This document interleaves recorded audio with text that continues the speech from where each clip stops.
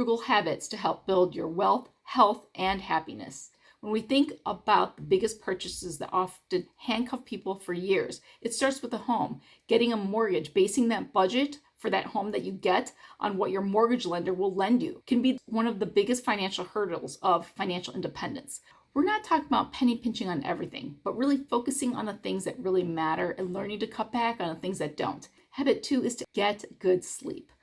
Adults generally need 7 to 9 hours of sleep. And yes, sleep is free. Sleep deprivation leads to increased anxiety, weight gain, paranoia, and third, exercise.